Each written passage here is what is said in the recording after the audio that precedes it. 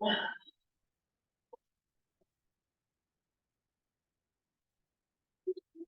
how are you? Feels pretty good.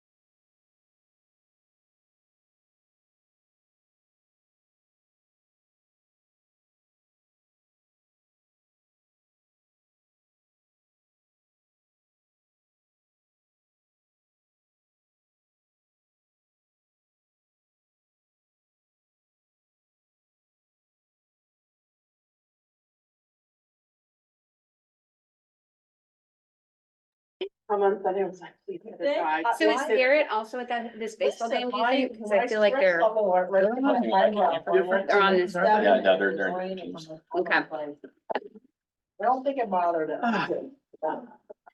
It wasn't just Aren't raining enough either. It was We don't have like- enough people. Days in the week or It hours. was in the line day. washing No. away rain. There was one point last year where my kid was stealing home, where Garrett's kid was the pitcher. And the catcher was also a female, and it was, yeah, all right. Ooh. That does not happen very often. Didn't go to this meeting. I apologize to Kim. Just did not see, was it last week? The Dresden meeting. The Dresden Did meeting. not. I promise I would have texted First time you. in 9 years, that's happened. I would have texted you, but I just assumed you had a kid thing going on. So I just was like, I'm not gonna make her feel any more guilty for Oh, I'm like. sure I had a kid thing going on, but still, I would have So, at least like, communicated. tricking you know? himself, I'll do this and others. Into the segue. I was about to text you and Ben to say, I'm gonna have to miss one of the meetings, because, You pick which. right? Pick which one? And then Jordan destroyed his ankle again. No, Kelly, he did not. The same one? No, the other one. Oh, well, at least he's evening it out, I guess. X-rays tomorrow, I'll say. Right in the heart of recruiting season. Super awesome. But it means I didn't have to find loss. Oh, I'm so sorry. Yeah. Eh, always a silver Okay, lining. how many do we need? Do we need 7? 2. We have 6. Garrett counts. Yeah, but you're irrelevant if Garrett were here. Well, He's doing baseball. Tony texted she'll be here late, but like she thinks around 6:10. So hopefully if we need 7, we only have to wait till 6:10. No one else, Michael's the only person that said he definitely could not be here. So I haven't heard from Lily.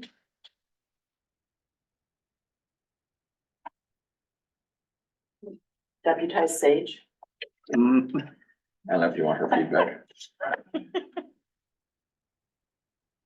I think there's age limit.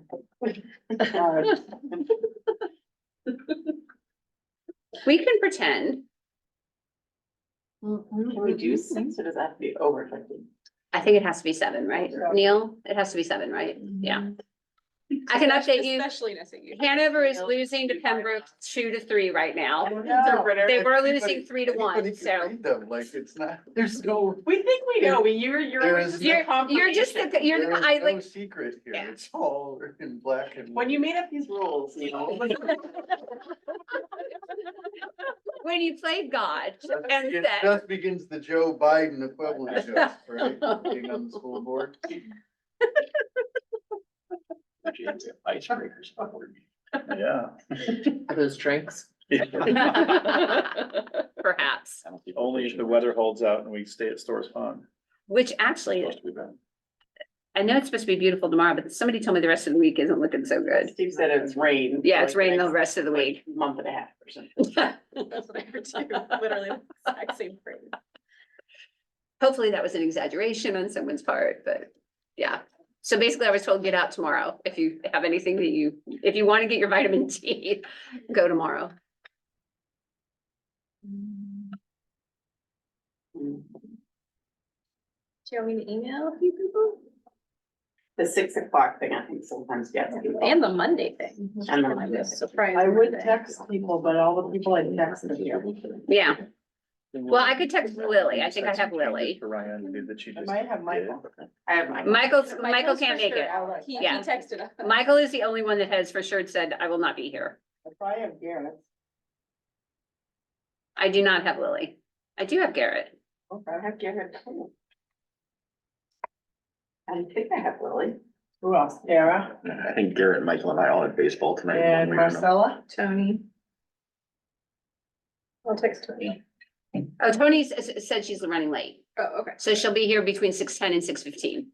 okay, maybe that's when we'll start. Exactly. So we can at least start as soon as Tony gets here. That's okay. I feel like we're just discussing tardiness. That's the Garrett, numbers we have. Garrett is online. Oh, great. Oh, great. That doesn't count.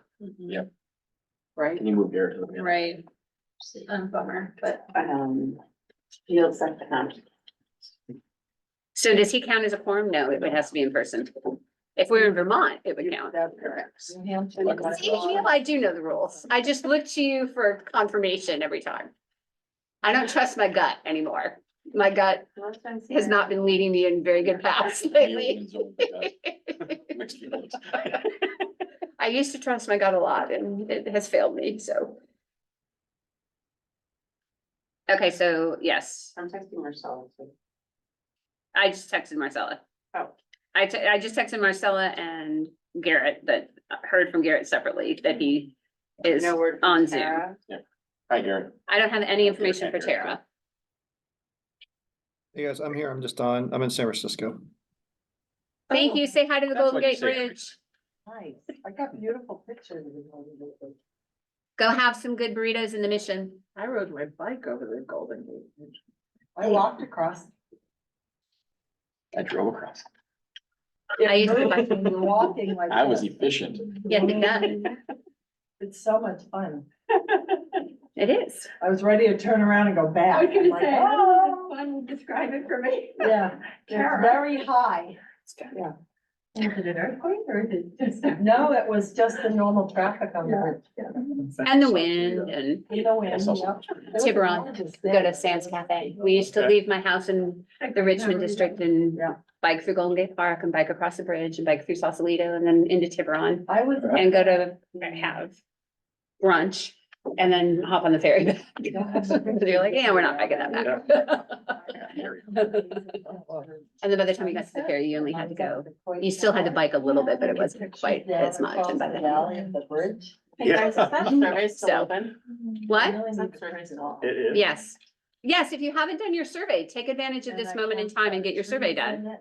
That was hard. Are they on? Are we on I tried to recording? do it three more Okay. three times and it was on my phone and I like couldn't, and so I kept going. Are we in Zoom? Are there people there besides Garrett? There's no. Okay. Okay, yeah. Quorum present. Exactly. So for those of you that haven't kind of clued into our chatter, we're waiting for a quorum and we apologize for the delay in the meeting.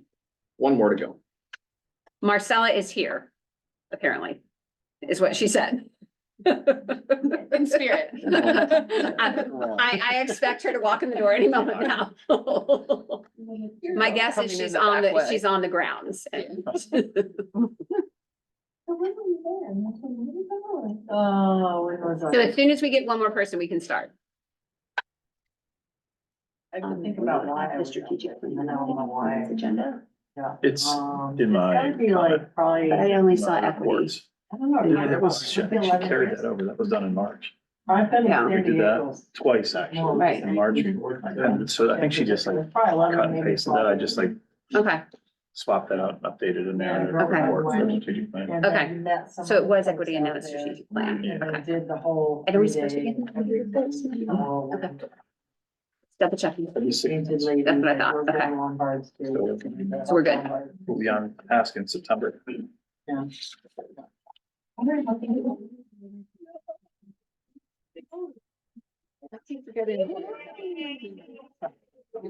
Oh, it's not just you. Stayed right down in the heart. Beautiful, right in the water. Here. Oh, wow. We just wanted it to be like Norm from Cheers, like, oh, Marcelo. It's been a day. Yes, it has. Yes, it does. It's been a day, it's been a week. It's on Monday. Good. Wow. We're going in the middle of it. I'm just waiting for a quorum. We're waiting for form. Jinx. Yeah, and that's why we were like, yeah. Jan, are we good to go? Did we start? Okay. Not, oh, please do not apologize. You are here and we can now have a quorum. Now we can So glower we at can- everyone else as they walk in. You're late. You are our number 7. Okay. Hello, everyone. I am going to call us to order at 6:10, as we finally have an in-person quorum, which is required in the state of New Hampshire. So in Vermont, we could have counted Garrett on Zoom, but in New Hampshire, we cannot. So we actually have 8 board members here, which is great. The first item on our agenda is agenda review. Does anyone have anything that they don't see here or things that they would like to reorder or anything along those lines? Okay, Moving right along. At this point in time, the public may address the board. We ask that you limit yourself to 3 minutes per comment and that you limit yourself at this point in time to comments about items that are not on the agenda. If your comment pertains to something that is on the agenda for later on, if you could save your comment for that discussion period, that would be greatly appreciated. But right now, if there's anyone from the public that has something to say that is not covered on our agenda, please come forward. Like to make a comment. And if you could just state your name and your place of residence, please. So, yeah, my name's Chris Rivet. I live in Hanover, Etna. So this brings to the previous meeting. So I would like to send my kids to Hanover school system, but I have a few concerns. According to the strategic plan, it says that learners will celebrate and value diverse cultures and unique perspectives through mutual respect and open dialogue, which sounds like any family would be welcome here. However, when I watch the board meetings, it's clear a family with values like mine are not really welcome at all. The repeated disparagement of PragerU and Mr. Edelbluth by members of this board and the Hanover High School principal provides an air of contempt for a portion of the students who are conservative, libertarian, or espouse values similar to those shown in any of the PragerU material. In front of this board, at the previous meeting, Ms. Stevenson singled out a student for completing the PragerU financial literacy course. She said it kills her to give that student credit, and it's coming here too, as if it's some dangerous contagion. How does this align with the strategic plan, which says all types of learners are able to access information and instructions in ways that allow learning in ways that are best for them without stigma? Also, in the previous meeting, Dr. Badams and Ms. Nelson expressed that public schools are being attacked. I'd like to share some things I heard from other SAU70 parents. Fifth graders in the system learn about masturbation. Sixth graders are surveyed on their sex lives. Ninth graders go over the song WAP by Cardi B. I saw a child present. I'm not going to say what that means, but feel free to look it up what that acronym stands for. The 10th graders are shown how to perform oral sex with a banana. Maybe the similar instances in other public schools combined with increasing taxes and lagging proficiency scores are the reasons behind such a tax. This year's $45 million school budget accounts for 60% of our property taxes. Inflation has made everyone tighten their belts, everyone except the government and the schools. Thomas Sowell's work made it clear that school performance is in no way related to spending. It's completely dependent on culture. Perhaps the school should take a truly progressive stance, cut spending, and focus on the many problems and concerns raised by parents in the strategic plan survey.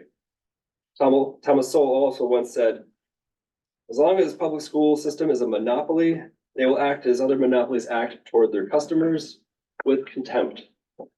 There is no recourse when the school doesn't follow state law, as I learned last year. There's no curriculum for taxpayers to look at, and parents are shut out of their child's education. Education freedom accounts and charter schools do threaten this monopoly. However, I encourage you to view it as not as an attack, but as an opportunity for healthy competition. If you truly, deeply respect all of your customers and their time and their money and their family values, you'll be able to make public schools the best available option. Thank you. Thank you so much. We are not, during public comment, because it's not an agenda item, not really allowed to respond. However, I do want to say one or two things that might be helpful for you as you navigate this or as you have questions. The first is, I believe, and what I heard said about the PragerU curriculum was that it wasn't as rigorous as the financial literacy course that the high school has. There is a pretty fabulous financial literacy semester long, quarter long, I think it's semester long, not quarter long, semester long course here that they've worked really hard on. Mr. Bill ran it for a couple of years and other teachers have since come through now that it's required and enhanced it even more. And I think that it was the comment about it being worried about offering it equivalency was just that the PragerU is a couple of hours versus a semester-long discussion course with your peers and guest lecturers and the teacher. And so I don't believe it was meant to comment on the content, just the rigor of it in terms of there already is an offering here that people are pretty happy with and that is being revised and bettered every year. So that's the PragerU.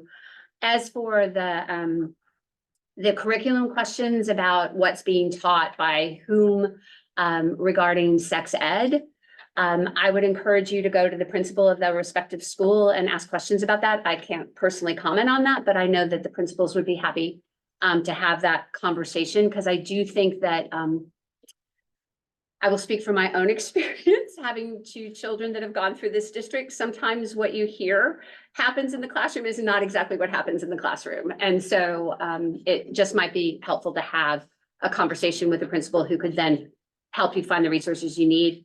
As for the written curriculum, Robin, who's behind you, is working really, really hard to make sure that the curriculum is written. You are correct. It's been a problem that Jay identified when we hired him years ago, that the curriculum needed to be written down, and it is something that people here are taking very seriously.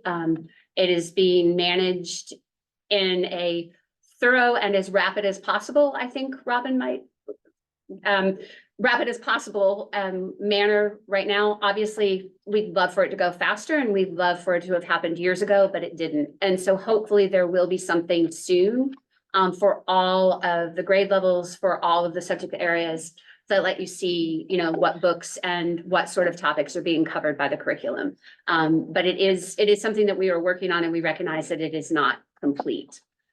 So I just wanted to kind of give you some resources for that and some answers along the way. And thank you very much for coming. We really appreciate it when the public shows up. It's really great. Any comments online?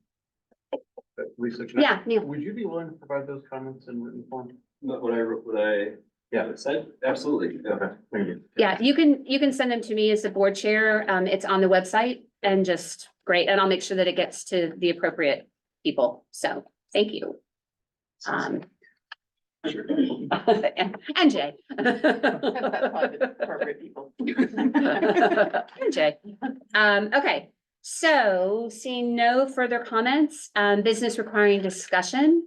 There is there's 3 items there: legislature advisory committee / liaison, a reading of some policies, and then the board retreat discussion. And so the legislation advisory committee is something that has been kicked around. In particular, we spent some time on it during the 4 chairs meeting, and it is an idea for having an actual board committee that would manage the interactions with the Vermont legislature and the New Hampshire legislature, whether that would be lobbying or informing the board of what's happening in the state house, since not all of us are always on top of everything in ways that some of us are. And so we just thought that it would be good to have a brief discussion tonight, assuming that part of it will carry over to the board retreat on Saturday, because we'll be talking about committee work and priorities. But just we wanted it to be something that the public could hear the discussion, since the board retreat, most members of the public are probably not going to be there on a Saturday with us. So would anyone else have more to say about what this might or might not look like, or any comments? Kim? Yeah, so I think just to kind of give you a little context, so the board chairs, it was kind of, we were thinking about what committees we have for next year and what do we need? What are the workflows? And I think some of that will even evolve as we have our board retreat and kind of crystallize what committees we have and what do we need. This idea is an idea. It actually doesn't have to be done at an SAU level or a Dresden level. It could be done at like the Norwich, Hanover, if you want to take each state viewed separately. So I think there's a lot of different ways, and I think this is why it's for discussion and not approval or anything like that. I think there's quite a lot of work already being done, admittedly, on the Norwich side, spearheaded by Neil and Garrett. And, so I think that, the question is, do we want to make this a committee of which there's kind of cross-border discussion? I mean, it's truly like, how much do we really need to know and have all of us sit in another meeting, right? Versus having particular folks be more targeted liaisons could be a model where you have just to try to not have any names, but if you can imagine a model where the NHSBA rep, which is what we currently have on the Hanover side, who gets decided at the Hanover level pretty much, will kind of have like a more active role than just that NHSBA meeting. It's just like, okay, well, throughout the year, you'll be responsible for reviewing what NHSBA sends out regarding legislation and kind of just giving an update in the February timeframe. Or I think we have actually agenda items in each one of our meetings about update on legislative. The problem is we don't really have anybody assigned to do that, right? We have an agenda item. And so is it just a liaison role? And in which case that is a little bit different than formalizing a committee of which there's multiple people, pros and cons to both. But just kind of as a discussion of, do we even think that this is required at all? You know, I feel like there has been a lot of issues that would affect our district, that on both sides of the river, right? And so there are other districts that have these, it's literally called the Legislation Advisory Committee. There's one in Manchester, there's a few others, that they were able to react to issues that have come up that just based upon how we're structured, it's hard for us to have a more formal voice. So you know, it's just something for us to think about. I do want to say, and it is also in the public comment that I do support, you know, this is not a person that I would personally think would be tasked with thinking about, you know, kind of issues that don't relate to our particular district, that we wouldn't have kind of a direct role. But this would be kind of something that would kind of be focused on the school districts so that we kind of serve the best role we can do as board. And I will name a name and say that Deb does this for us as our representative, but the question is it too much for one person? And does it need to be something that becomes bigger than just her? So yes, Deb. Well, I want to say, first of all, kudos to Kim, because she is the one who watches hours of education committee meetings and has created material that the New Hampshire School Board Association has shared with its membership. So it's hardly a one-person effort. My question is, I'm trying to anticipate how best to really understand the impact of some of the financial elements of the bills, unless there's both a Norwich person and a Hanover person having a conversation. Because I know there is an enormous financial aspect, and that really is sort of the meat of what the statement focuses on, correct? I just took my glasses off. Oh, no, it doesn't say that, No. sorry. But I think that the financial element is certainly a big part. Do you think that's true, that we would need to have both someone from Vermont and New Hampshire together on that, in that conversation, to know the impact of something happening in Concord, potentially on Norwich? Ben. Without staring too directly at Neil. At the fourth- It would either be in Marcella. But she's not Norwich. At the four chairs meeting, it was discussed in terms of like the makeup of this group, if it goes Right. through, is at least the way I personally envision it, when I whatever members that I think we're hoping for a group of 4, which would be 2. I don't even think we got Members. that specific. All right, what I actually, there's 2 members each from Norwich and Hanover, both in terms of spreading the load and also we're keeping each other kind of abreast of updates. And then at that level, what to choosing as a group of what to bring to address an or SAU as appropriate is what I envision it as. And you're right, I think we got cut off, I think, for timeline, we Yeah. got to minutia. Well, and I think we also just decided that it needed to be a figured, and it feels like there's two parts, like, Yeah. what is the purpose of this? Like, do we feel that we have a need that's not currently being filled, or that would be better filled by having a committee? And if so, what is that need? And what is the purpose of it? And then the second is the composition, and I think that if it was an SAU or a Dresden committee, which is probably where it would land, it would need representation from both sides of the river. I mean, otherwise, we would just have a liaison from Vermont and we'd have a liaison for New Hampshire, which is sort of what we currently have.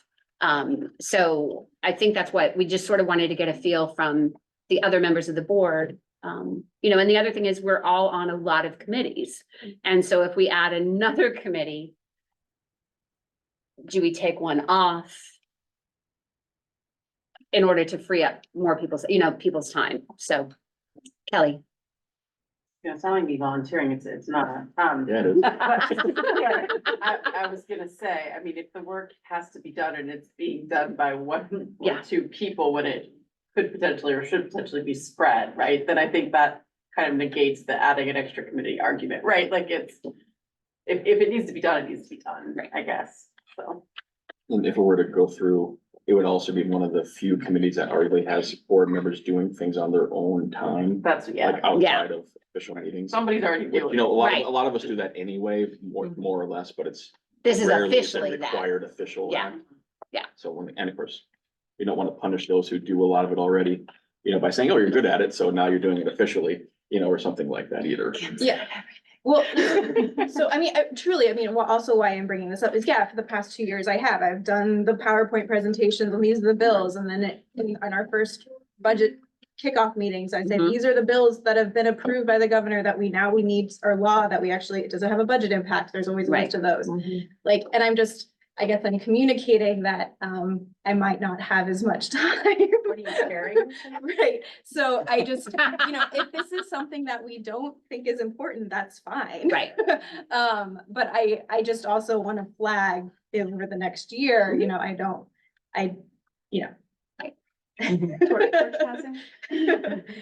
so I mean, that's, from the Hanover side, and I know, I know Norwich has their own special focus, so.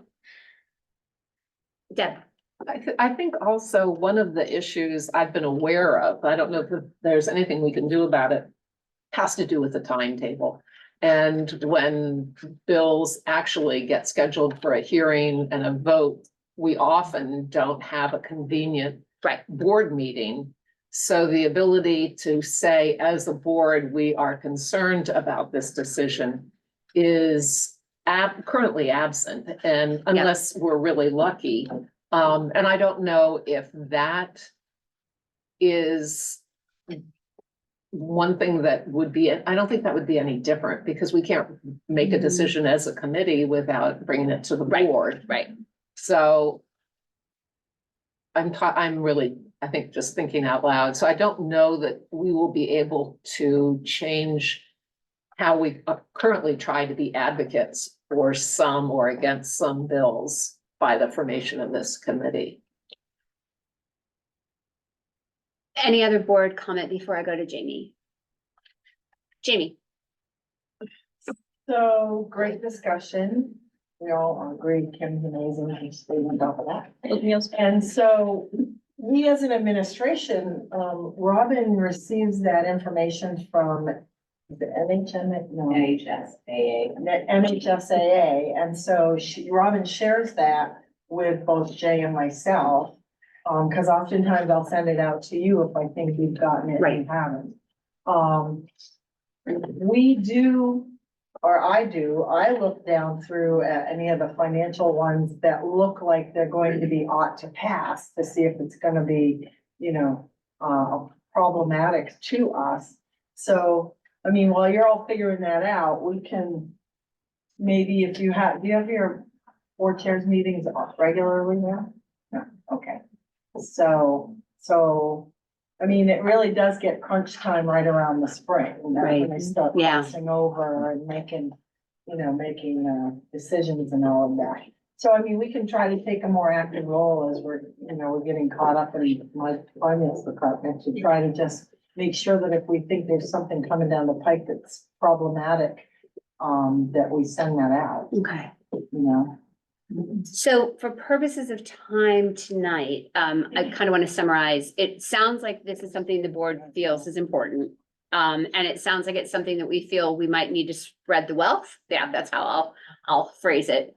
And so perhaps this is a committee that we should think about and, you know, have a more focused discussion on Saturday if we decide to add it and decide who it's going to be. Does that make sense, Kim? Yeah, and I think I'll be interested to see what the board survey results are. So maybe a plug to do your board survey about priorities, because I Right. think this is on there. It And is. if this is falling low, then, you know, I feel like I have a different opinion, you know, like, as far as a formal committee and that kind of a thing. So I just, Yeah, Go ahead, Deb. the only thing is, I thought those priorities, Mhm. putting something low was a joke. Yeah. So I would, I mean, I understand why it's being done, but I felt like, So that'll be part of our discussion on Saturday. I know. Okay, so Ben, last comment and then we'll move on. And this is more of a segue question. Jay, do you happen to know how many people have filled out the survey? The last time I checked, there were 6. But we just asked people to do it while we were waiting for our quorum. Kelly just did it, so. I know, we I have never time. did that. Right, if all the results change drastically, it's me.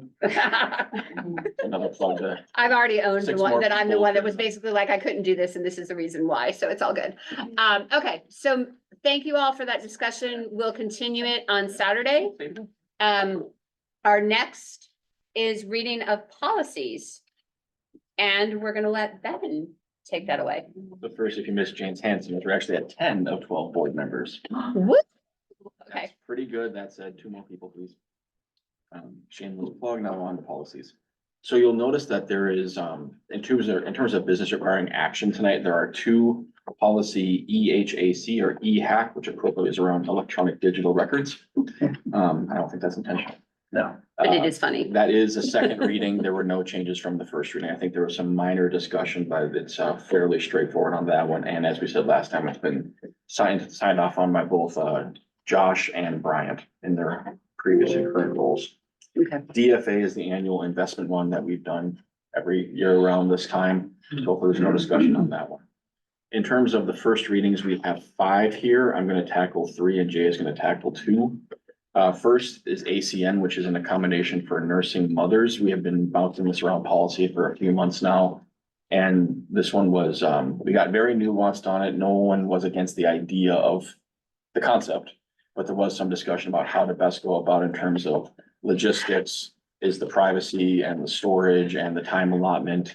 How plausible is that at the school level in terms of actual layouts of rooms and things? Where could you go for that sort of space? There were some union negotiation ramifications in terms of paid time off and how to best implement that, especially when it only affects certain members of the population. And we got Amy involved on Amy Tallman involved in an HR sense of things of how to go about it. We talked to some other schools. Amy did for us. I think the attorney signed off on it as well. And so this took us a few months. So it is what it is right now, and we've all signed off on it. So that's a nuanced one, so I urge you to read it carefully. HAMA, a teaching about alcohol, drugs, and tobacco, was sort of a short, fairly standard one that I don't think we had any changes at the policy level, and kind of a short and sweet one. Jumping ahead, the IGA and IGD, which Jay is going to tackle in a second. Indagata Devita, GADA, employment references and verification. Again, it's a important topic, but a fairly straightforward one in terms of the policy itself. And I don't think we had any changes after internal discussion. And Jay, if you're okay, I'd like you to tackle IG and IGD because it's been a long time coming and has some nuances here that Jay felt would be best covered by him. Okay, thank you. So policy IGA is, it's a policy that actually asserts that ultimately the board is responsible for approving curriculum.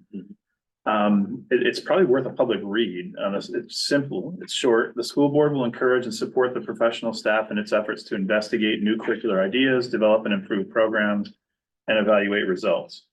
The superintendent or superintendent's designee, Robin, will spearhead curriculum development for the school system. The superintendent or superintendent's designee will set up curriculum committees for the study of curriculum improvements, including the selection of new instructional materials, methods, and evaluation tools as necessary. Superintendent will submit to the board recommendations developed by the curriculum committees and the professional staff, and the school board will make final decisions on curriculum change. The board, in reviewing and evaluating curriculum recommendations, may solicit community opinion. All teachers have professional obligations to the school program beyond regular classroom duties, and these obligations include work on curriculum committees. It's expected that all teachers will make contributions to curriculum development. That's largely the NHSBA recommended policy language with some minor adjustments. We looked at several other districts that have this policy on the books. And it goes hand in hand with our other policy that we're hoping to include in our policy manual, which is IGD, which is more specifically about curriculum adoption. And that one reads, it's the policy of the board that no basic course of study shall be eliminated or new courses added without approval of the board, nor shall any significant alteration or reduction of a course of study be made without such approval. The superintendent or designee will determine what is a significant alteration and shall be apprised of any alterations to the curriculum. It is a policy of the board that a dynamic instructional program requires ongoing evaluation, development, and improvement in the curriculum. New programs and courses of study shall not be acted upon by the board until the meeting following their presentation by the administration, so that board members may have the opportunity to review the proposed program. A curriculum template shall be developed by the superintendent or designee, approved by the school board, and used throughout the curriculum development process. So why are these policies important? For whatever reasons, going back at least 2 administrations prior to mine, curriculum development has been largely offshored. It's been essentially left to individual teachers, not necessarily even whole departments. And there was I'm sure, a very well justified belief in the sense that our educators are the experts in their areas and that they should develop curriculum. That was, I'm sure, fine back in the late 60s and early 70s, and even up into the 80s until standards started being developed by the states that were required to incorporate in those various curricula. And a great example of why these policies are so important is what we learned through the process of changes being forecasted to the public about the math curriculum at RMS. We should really never be in a situation where we're all learning about a pretty significant change like that or proposed change at a board meeting. And right now, there is no policy that says that they can't do that. There's no policy that I can lean on to say, hey, you shouldn't have done that. Don't do that again. And so what we're hoping is that we adopt this policy, which it's widely used throughout the state of New Hampshire. It still preserves teacher leadership on developing those recommendations, but ultimately those recommendations come to you for approval through Robin and me. And with that in hand, it gives us the formal authority to make sure that we have constant quality control, if you will, on those alterations to curriculum. Yeah, and then we'll open it up to the board for questions. And in terms of what specifically was discussed at policy, like Jay mentioned, this is not a new policy in terms of we didn't freehand write it. The biggest thing we changed was in the second one, IGD, which is the adoption one, of determining what is significant, which is how, as it's worded in the original. And several members of the policy committee, myself included, had concerns about what does significant mean? You know, is that a new textbook? Is that a new test question? Is it a new book if it's like an English lit type thing? And wanted to make sure that what that definition was is in the policy, but is still malleable to the significant individualization that will inevitably occur. And the other one, IGA, I think went through as roughly as initially interpreted. And if you look at the policies of many other districts, they have very similar language. So we'll have questions about any and all of these policies. So when you make your comment, if you could talk about which policy you're referencing, unless you want me to go through them one at a time, because I don't. To reflect the policy. Let's go meeting. through that. Okay. I just wanted to say that anyone who would like to comment in the community, or if you want to give feedback to the policy committee, if you are an educator, if you're working in our district, we would love to hear from you in terms of what has been working for you or not as breastfeeding mothers or breastfeeding parents. Right. Okay. One last comment, Garrett has his hand up and he was on the policy committee. as well, Okay. so. So we'll have Garrett, and then let's start with the two curriculum ones. And we can talk about them both together. I don't feel like we need to do IGA and IGD separately. So we'll take a comment from Garrett, and then we'll do comments on IGA and IGD, and then we'll move on to the other three. So Garrett. Yeah, thanks. So just a couple of things that Jay already mentioned. So these are very close to a number of school districts. So, we looked at Exeter, Hudson, Greenland. They're almost verbatim. Just to be clear too, Robin did look at all those and kind of, as we know, head of, curriculum development has looked at this language already. And I think probably the most important comment that we shall be aware of is the term curriculum, recommendations developed by the curriculum committees. I just want to make sure that everyone's clear that this is not another school board committee. This would be a committee of teachers and how we already develop curriculum. So we are not going to be developing curriculum as the school board, right? We are not going to be serving on those committees. Yeah. At least that's my understanding, just so people are clear. We are not looking to make a curriculum school board committee. Okay. And thank you to Marcel for chiming in on those things that I missed. Great. So now any comments from the board on either IGD or IGA? I see Kelly and then Tony. So IGD, I agree, it seems, I can see where you guys kind of fleshed out significant change while still leaving it open enough to interpretation. I guess IGA, I feel like it might be helpful to have some examples. I'm thinking like, if an English teacher decided to teach Julius Caesar instead of Macbeth or something, like, is that something, I mean, in this wording right now, if that's a recommendation of the curriculum committee, right, that would need to come to the board, and there are limits to what I want to see. I mean, like, I think big changes, obviously, yes, but I think there are a lot of these that I trust our building administrators and our superintendent and his designee to manage.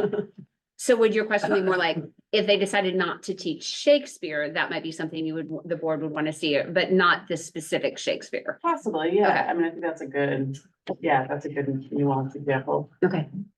Tony and then Ben. Yeah, I know I can just respond to these as well as you feel appropriate. Okay. I was just gonna suggest with the same concern that maybe instead of in the third paragraph, and the school board will make final decisions on curriculum change, be altered to significant alterations of the curriculum list since it's already defined in the other policy. Tony, where are you? The third paragraph. Paragraph of About IGA. Yeah, IGA, first sentence. Add the significance piece. Yeah.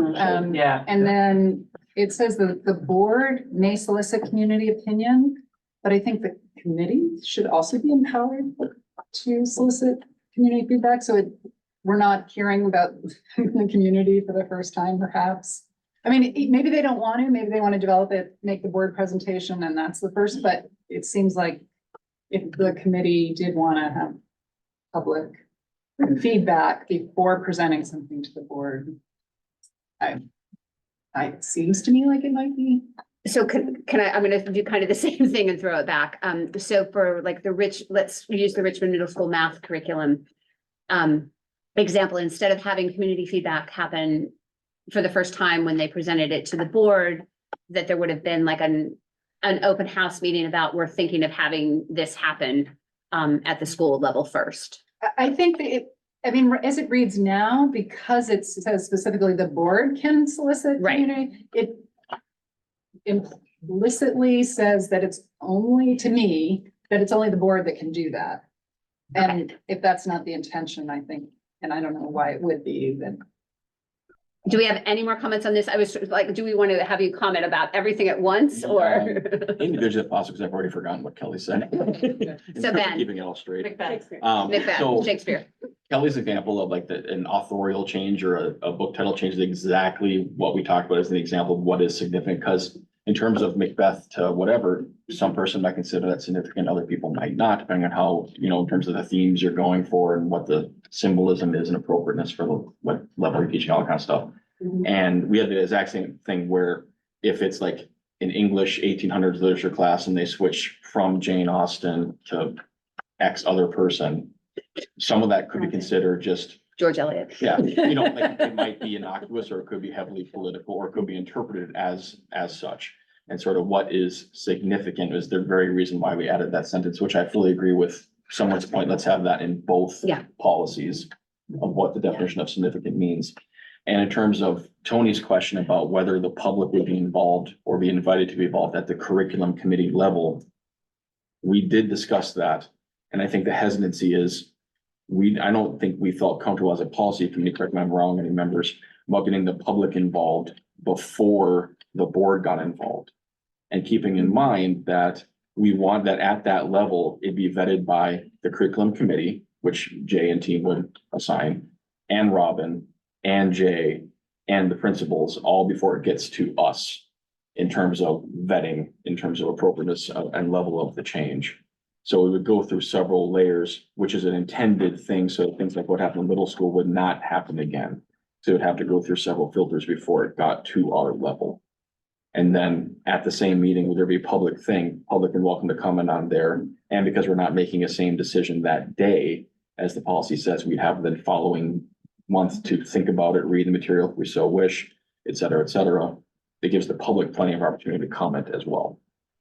And Jay, I think did you have the same comment or something? Sort of extending that a little Yeah. bit. One of the things we said when we were in committee is that there are certain judgments that you hire a superintendent and assistant superintendent to take care of. And one of those could arguably be whether this is significant. Geez, we better bring this to the board. Had we been informed in part of that process with RMS, my advice would have been, whoa, we need to back up.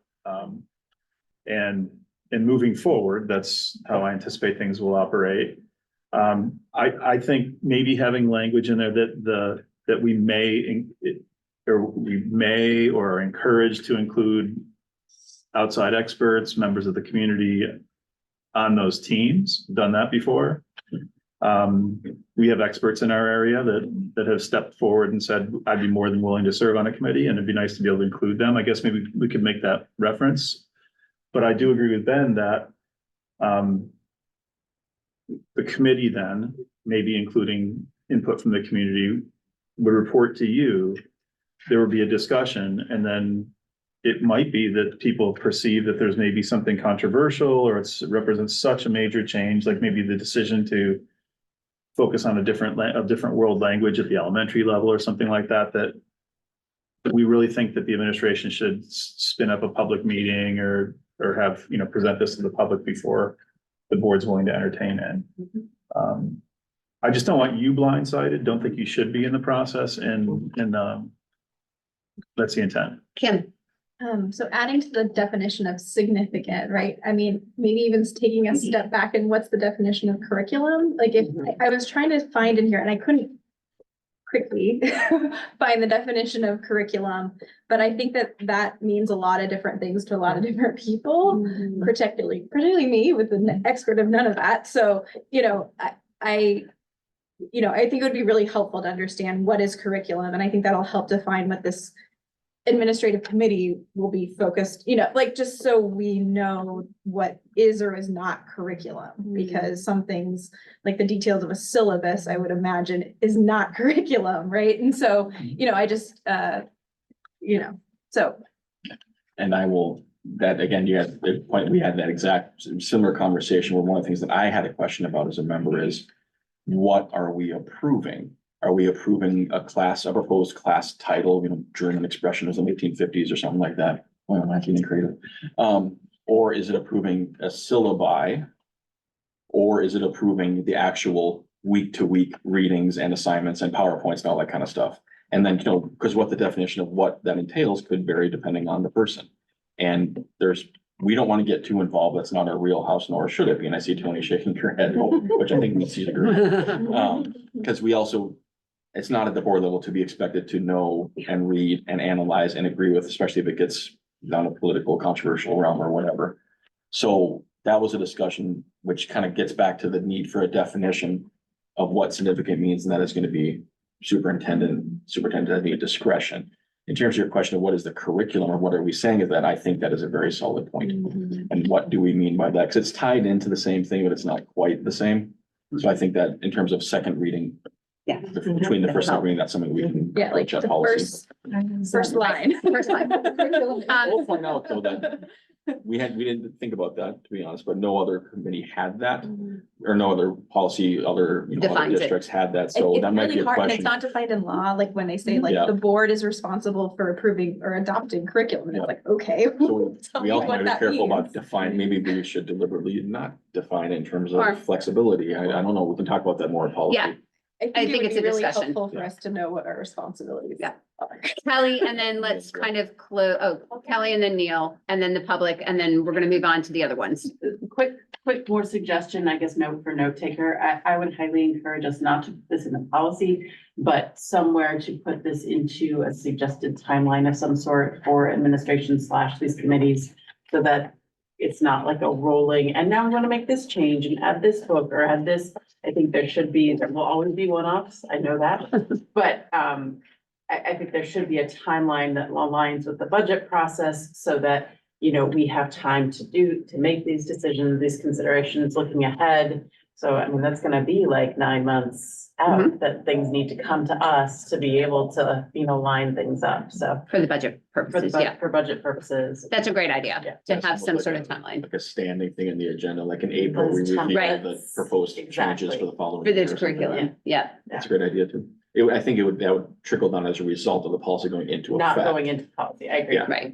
And it would need to match, Our version. and it would need to match both the teachers' needs and our needs, Yeah. because if the teachers aren't ready to think about changes Hired, until, a certain part of the year, I wouldn't want them to be forced to do something they're not yet ready to do. Jay, and then Neil, and then we've got, Okay, board first and Linda Okay. was up before me, so. go Neil. I think, I mean, I have a whole bunch of questions, but for starters, I think that this warrants a longer discussion than the first read and the second read, so I just want to make sure that the chair was perhaps heading in that direction. I will agree. So if you look at the ED 300 series of rules, the word curriculum is not used, but words that sound an awful lot like curriculum are. And in that reading, it seems to indicate that the superintendent's responsibility is to establish the curriculum, the educational goals. Educational goals of the district, responsibility of the board, execution of those goals, implementation of those goals, selection of educational material, responsibility of the superintendent. So I want to be careful that whatever we're proposing here doesn't run afoul of the ED 300 series of rules that we've maybe vetted this with an ed law attorney on the New Hampshire side. Right. My question that I bring up every time, was this intended to apply to Vermont as well? Because if it, I'll stop there because Jay looks like he had a response. The law in Vermont is even more, I guess, places more responsibility on the board for curriculum than New Hampshire does, I was actually thinking it was just the opposite. in the model policy anyway.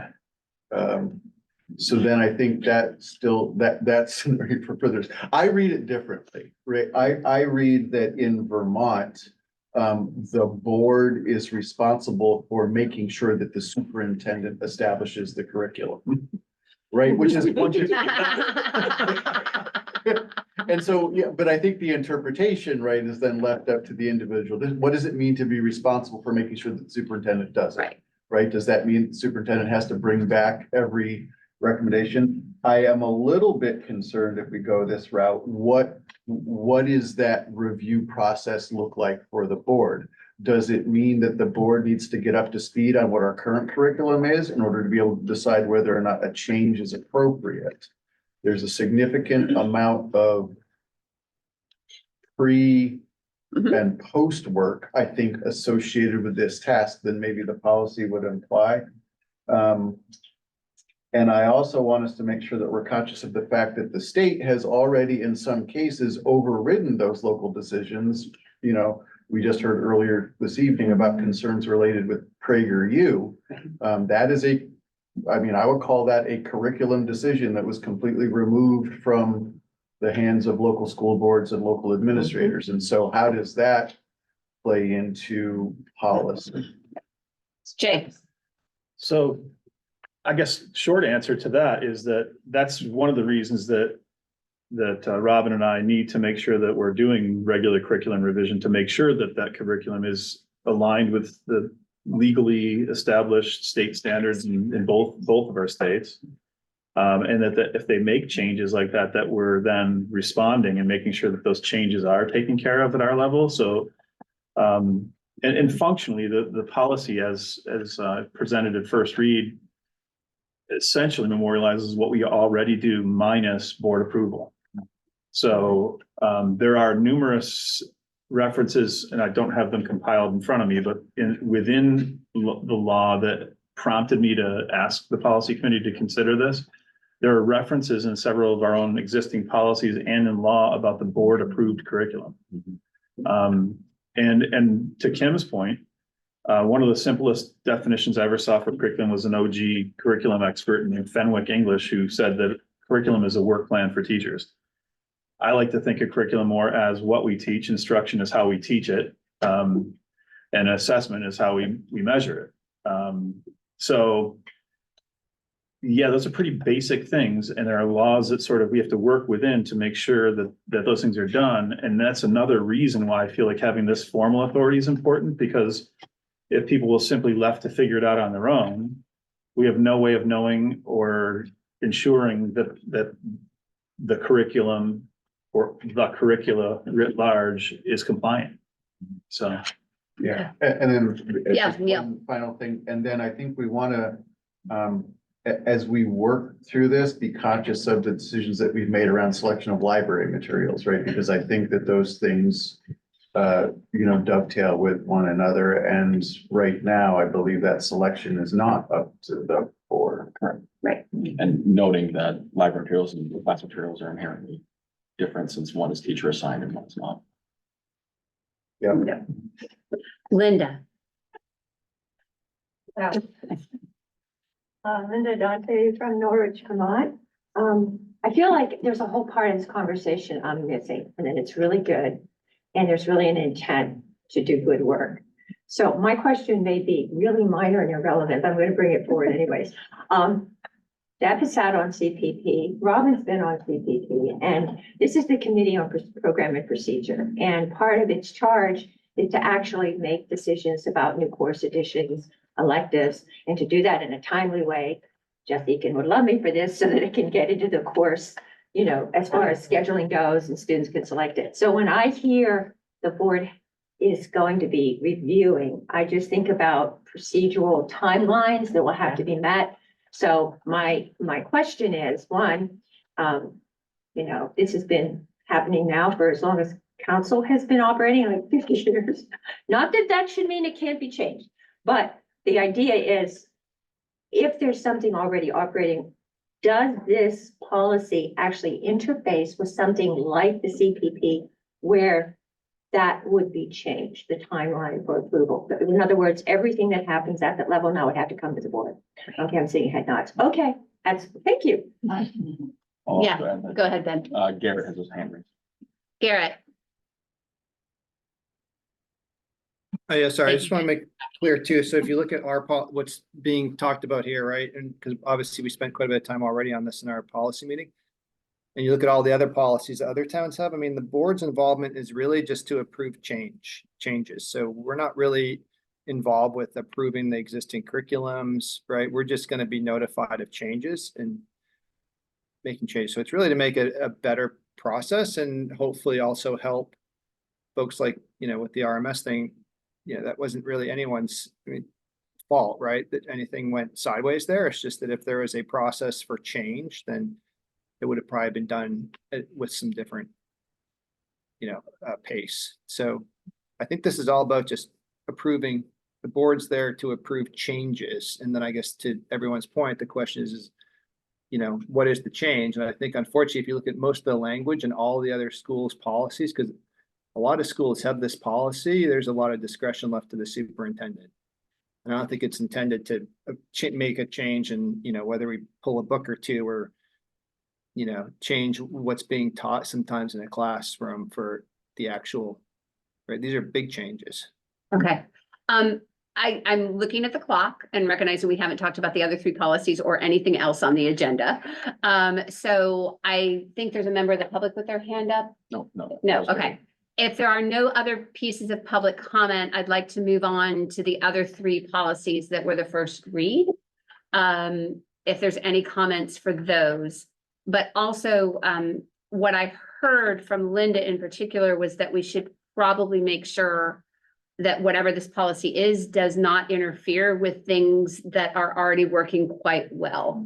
And that CPP is something that has existed for, at least at the high school, for a while. So, just it feels like when there are many parts of our district who are not talking to each other, we get into trouble. So I just want to make sure that we're talking. So, yeah. So to that point, our existing Dresden policy, which is CLB, still titled Committee on Instruction, which is the progenitor of CPP. Plain says that the Committee on Instruction, holding as its standards the school's expectations for student learning and mission statement, is responsible for school-wide curricular issues that exceed the scope of individual departments. So we do need to kind of hash out what does this all mean? Because the policies that we're presenting are talking about that departmental curriculum development work that's being done in the English department and the social studies department. The COI is an advisory body to the principal. Its decisions are binding on the school, subject only to the veto of the principal, superintendent, or school board. So the sort of, I guess, veto option is there, but there's no approval process. So in essence, the CPP could approve something that the board never sees, right, Linda? Boy, Deb and others, I think, Julie would tell you if there was something that really departed from standards, but I think electives come through. And you might not know, that's sort of one of the challenges now. People are saying maybe we have too many electives. So I think the conversations are very rich. They're open meetings, but I can't imagine anything depart where we can come to you. I know right now, for example, they're looking at potentially different pathways for graduation. And Julie has said, we're discussing it. There's no way it would come to CPP and not come to you, obviously. Right. Graduation. Okay. Right, and we have our own graduation policies in the Right, works as right. well. And as does the state. Yeah, I guess I wish Ms. Stevenson was here, and I guess this will be going to principals, so Oh, yeah. it's Yeah. gonna be vetted in that way. So I'm just a little canary, Okay, great. Surfing here. Perfect. So let's move on, just for purposes of time, to the other policies. Are there any comments from the board on the nursing mother accommodations, the teaching about alcohol, drugs, and tobacco, or the employment references and verification policies? Other than I heard Marcella make a plea that if there's any member of the public that has practical advice or experiences regarding the nursing mothers in particular, it would be In our helpful for the schools. policy Yeah. committee. Kim and then Neil. I saw Kim first.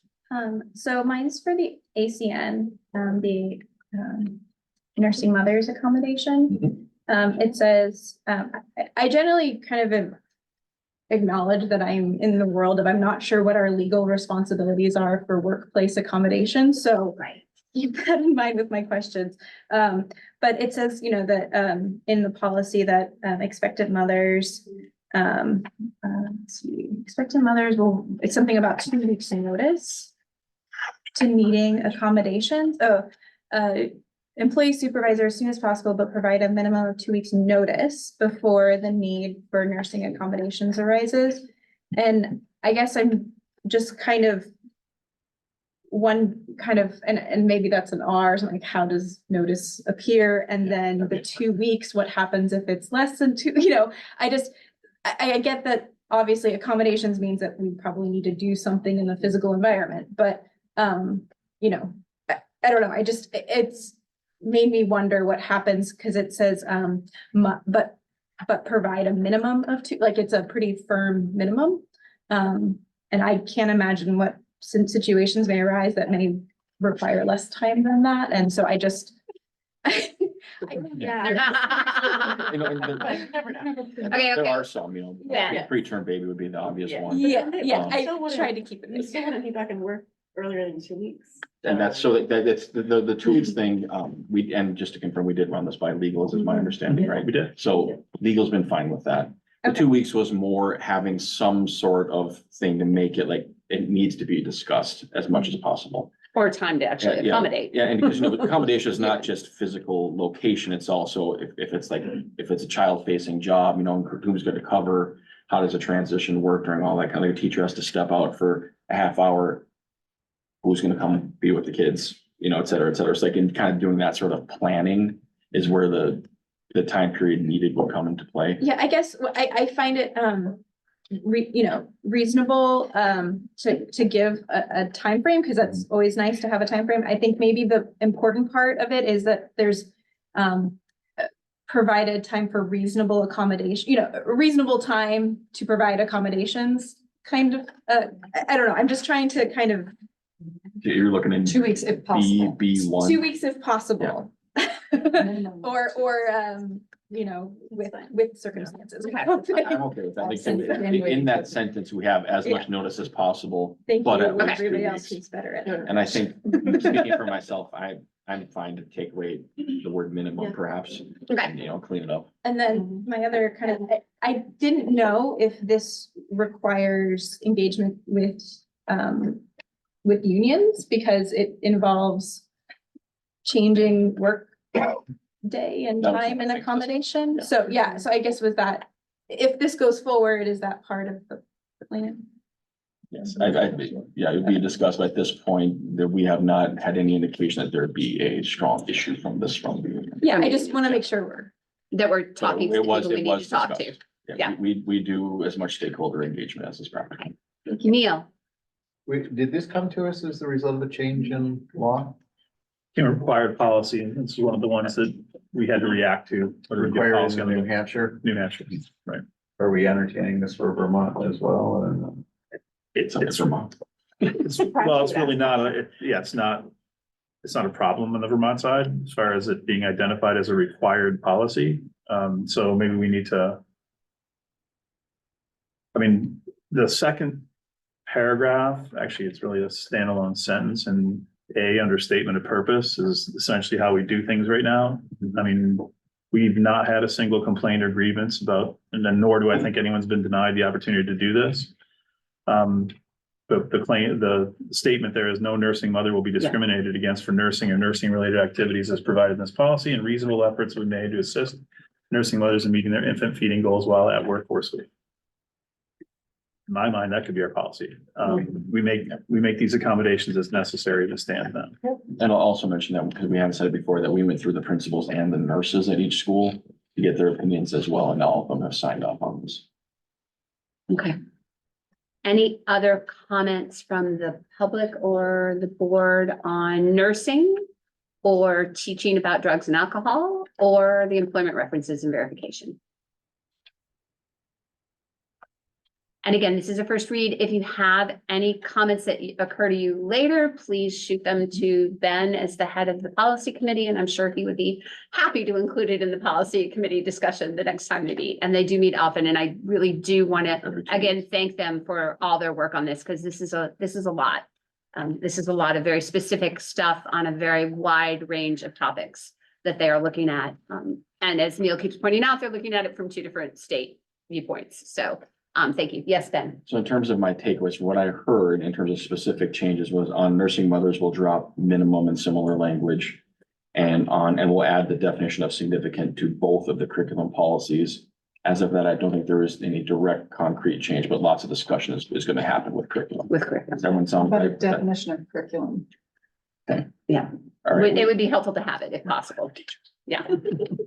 All right, yeah, policy work on an opening introductory line that would address that. The next 3 Concern. policy meetings. We'll be all about that. We'll get back to you next year. And I just want to make sure that we haven't skipped over any comments on the second reading of the vote that we have to have tonight. It didn't seem like anybody had anything to say about the electronic digital records as signatures. But just wanted to make sure that that was true before we move on. Okay, great. Thank you all. Thank you so much, policy team, and everybody else for your thoughtful comments tonight. It's really important. Board retreat, just wanted to have it here so that everybody and the public knew what our agenda is and that the fact that the board is meeting this Saturday from 9 to 1, hopefully outside, although it sounds like it's supposed to pour down rain, so that we may be back in the RMS library, which is a lovely location, so that's fine. It's all good. And if not, just if you open up it, we have a call to order, we have an agenda review, and then we have reading requiring discussion. We're going to have an icebreaker, a strategic planning update. There will be the goal survey that went out that will sort of be our kickoff for discussion that will lead to talk about committees and how we work together and what our priorities are, recognizing that we cannot possibly do everything that we would like to do. It is not, we just cannot do that. So we need to figure out what are the things that we need to do that give us the most bang for our buck, so to speak. This year. This year, that's right, for 1 year. And look forward to seeing everyone there. If anyone has any comments on this or any suggestions, I'm not sure if Jay and Ryan are willing to receive them at this point in time, but you can shoot them a message. And go ahead, Jay, if you have other things. I'd say to by add. all means. Sure, if anyone has any fun stuff they'd like to do and have an idea for us, feel free to share it. We're hoping to make the weather call on Wednesday. Or by the end of the day on Wednesday, just to give us time to make sure that what we're gonna need for resources to accomplish the activities that we're planning in a Right. picnic pavilion at Stores Pond are different than what we'll have available in the library at RMS. So I feel like we need a few days to have a buffer. We could maybe push it to Thursday if there's a possibility of sunshine on Saturday, but I'm going to entrust you and Ryan to make the proper decision. So unless anybody objects to that, we'll just let them, we'll let them make that well, unless you decision. want to like go back to our winter planning and Jamie and I could talk at 5 o'clock in the morning on Saturday. No, thank you. It feels like you need- Talk to you at 5 o'clock in the morning on Saturday. You need more than that, more notice than that. So anyway, thank you in advance to everyone who's done the survey and who will show up on Saturday. I apologize in advance. I will have to skip out at noon to go pick up my son from college. But I told him he was just gonna have to hold tight for a little bit because I couldn't blow off the entire morning. So that's where we are. Okay, so we have now moved, unless there's anyone in the public that has anything to add to our discussion of the retreat agenda. Okay. Maybe 1 year we'll go like to a restaurant and do our retreat, but for now, the RMS works. So we are moved on to business requiring action. I think we can do a consent agenda. So do I have a motion? Deb, I move to approve items B, C, and D by consent. do I have a second? Tony, thank you. We have to do a roll call because we've got people online. Okay, starting with Kelly. Finally, yes. Glossy, yes. Nelson, yes? Keeney, yes. Hartman, yes. Barry, yes. Odell, yes? Garrett? Palm, yes. Is anyone else online? Okay, and Christy, yes. So for the note taker, unanimous. Thank you very much. Reports and communications, report of the chair. I'll keep it brief. Enjoy spring. Thank you to all the teachers for Teacher Appreciation Week. And that includes the staff. These schools would not be in existence without all y'all. And there's really nothing we can do to say thank you enough. But thank you, thank you, thank you. And I really appreciate this week as an opportunity for that to happen. So for all you teachers and staff out there who read these minutes religiously, thank you. And everybody else who's listening, if you can make sure you thank our teachers and staff, that would be great. Including the ones who are here for every single board meeting, Jay, Robin, and Jamie. They are at all sorts of committee meetings. They are at all sorts of board meetings. And because of our unique district, they are at repetitive things, I think would be how I would best describe it. So we greatly appreciate you all too. Looking forward to seeing everyone at the staff retreat on Saturday. And I will now go to committee reports. Yeah. Board retreat, sorry.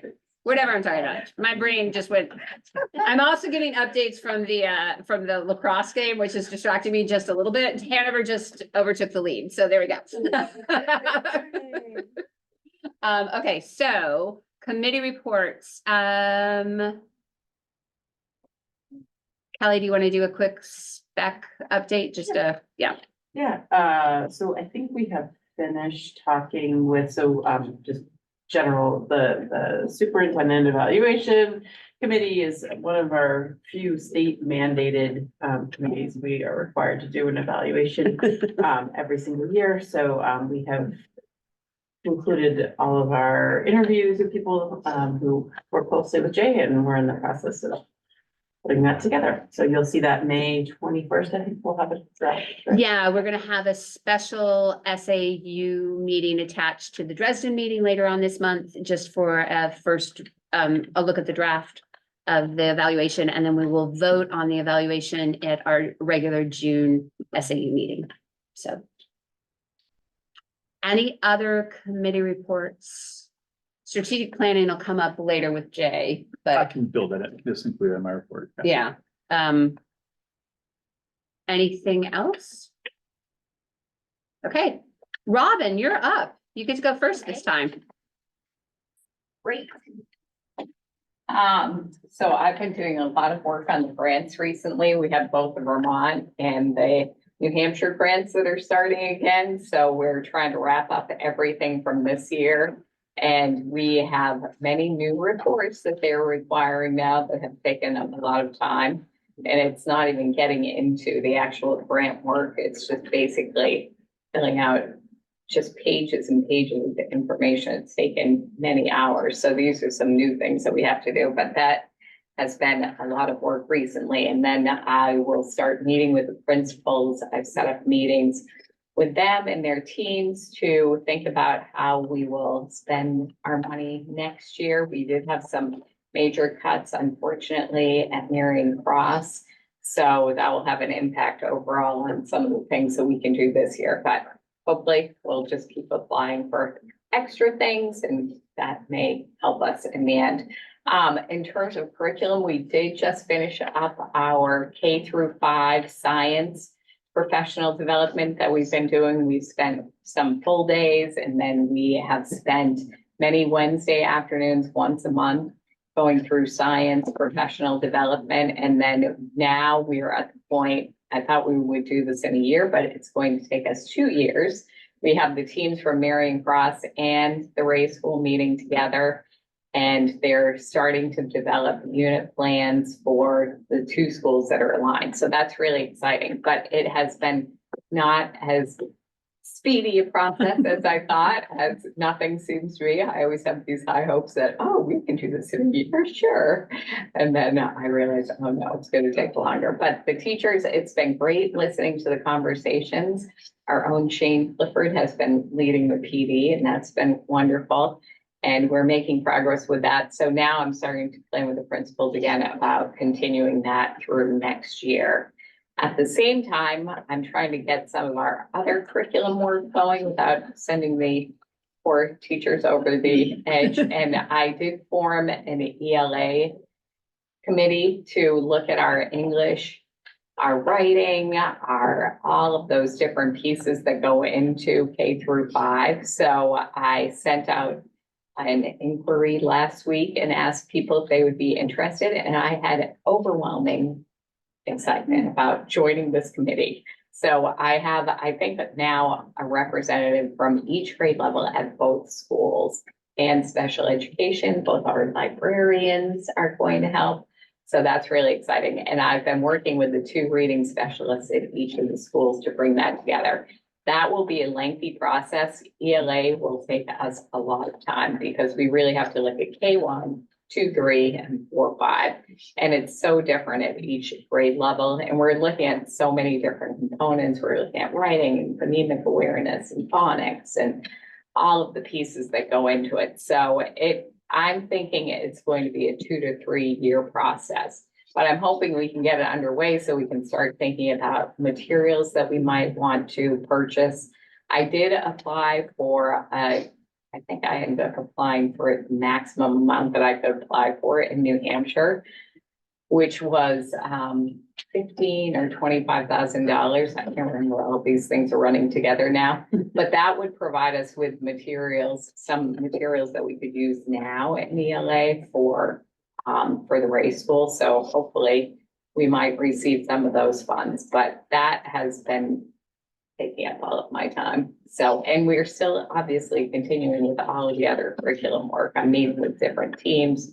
We're doing K through 12 and making a lot of progress there. So I'm hoping that I can develop a template of what we want to publish to parents and to community members on the website. Obviously, it's going to be very limited in comparison with what we have in the curriculum drive now, because there I have everything for so many areas, including tests and quizzes and, very specific assignments. So that's the information we don't want to publish, but we do want to publish a broad overview of what would be happening.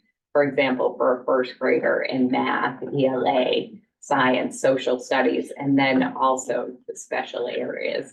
And then the same for all the social studies courses. So we're getting good population. I am also planning our summer curriculum work and asking people if they're interested in that. I've had a very high number of teachers at the high school who are interested. And then, bits and pieces here and there. So that will be also help us with our curriculum work over the summer. But I think that's it for me. Prepared for summer. I can't believe it. Doesn't feel like it should be May. Any questions for Robin? Ben? So the cuts at Mary Cross have been finalized now? For the title grants? Yeah. Yes. Can you let us in if you haven't, whatever you happen to remember? Yes, yeah, I can.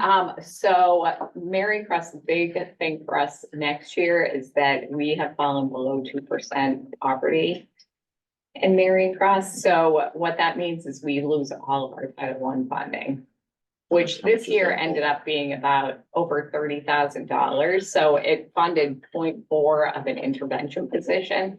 And then on top of that, halfway through the year, a lot of times if all of these funds haven't been dispersed to schools, they'll give us more money. So this year we ended up getting about $53,000 just in Title I. And we were able to add another part-time interventionist position in January, February. So it does have an impact. And then in terms of our Title II and Title III, we have been receiving about $10,000 in Title IV. And again, they've added more money to our Title IV funds throughout the year. And that usually starts out at $10,000, which is the minimum, but I think we ended up with close to $30,000 in Title IV this year. That has already been cut to $8,000 for next year.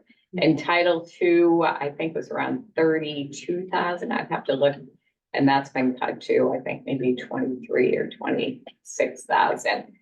With Title II and Title IV, we'll probably still get additional funds during the year. But again, because of already we're seeing limits, we'll receive less than what we've received in the past. But the Title I is a big hit for us. We also receive another funding through the federal government, which is SRSA. That again has been cut in about half for us. It's from almost 8,000 to just over 3,000. So, and that helped to fund part of the intervention position as well. So, yeah, Mary Cross is getting hit in every area. Yeah, I have an update to that. I can do it now. I can do it. That could be a good segue to your report, if no one else has questions for Robin. Garrett, stand up. Oh, Garrett. Hey, Robin, just a quick question. So the cuts in both Title I, Title II, and Title IV. So is this just specific to us, or is this like across, say, the state? Because is that just because of our, new numbers as far as poverty levels and whatnot?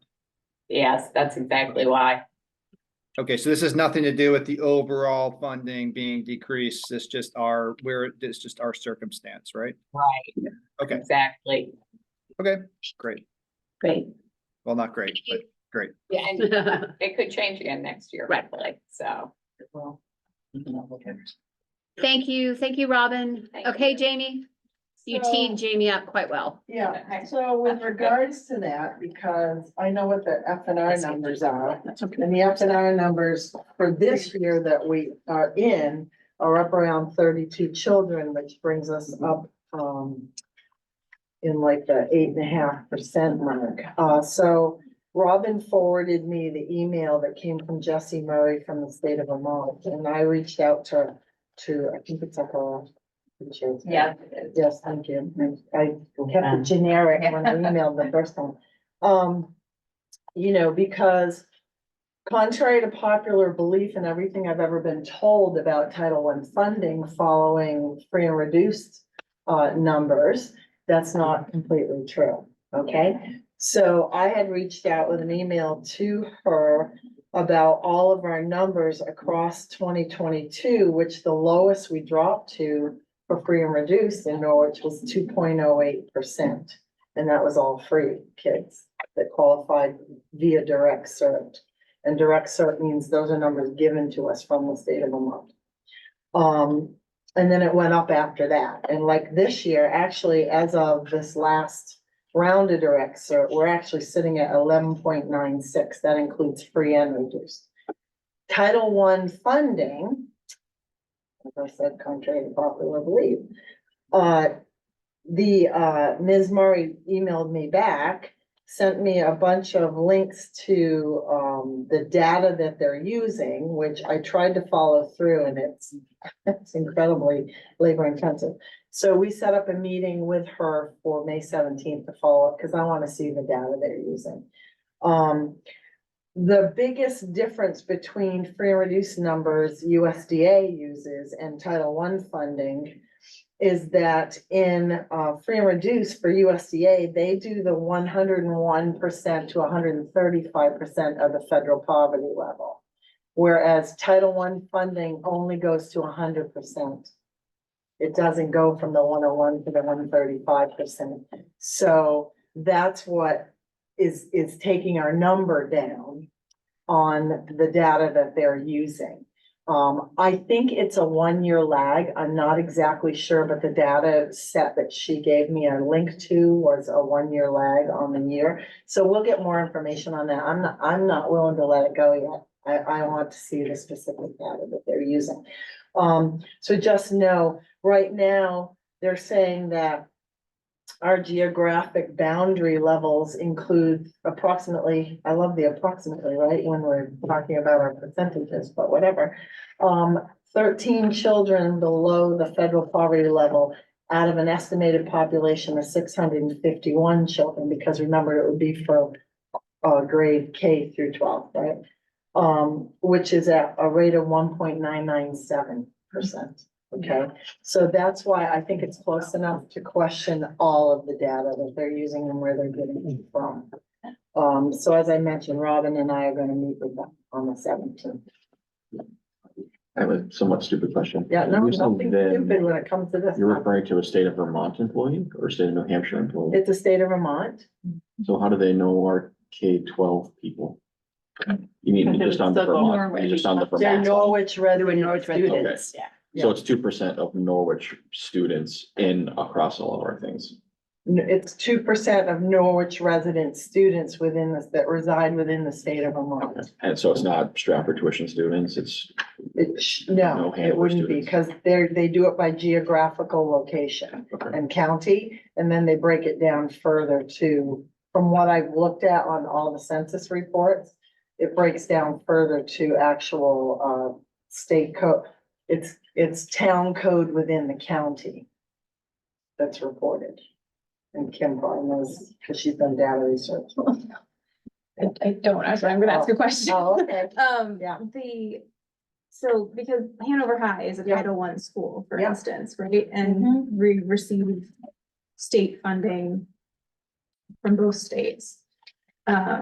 So in different ways, there's state aid. I'm gonna let Robin talk to that, because And I don't we know. have Title II funding, for instance, Yeah. and so I'm just curious on how, if it's, I thought it was by school versus by like herein lies some of the questions, Yeah. right?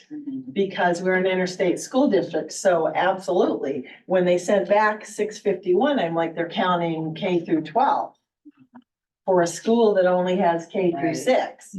So that, I'm not willing to let this go yet.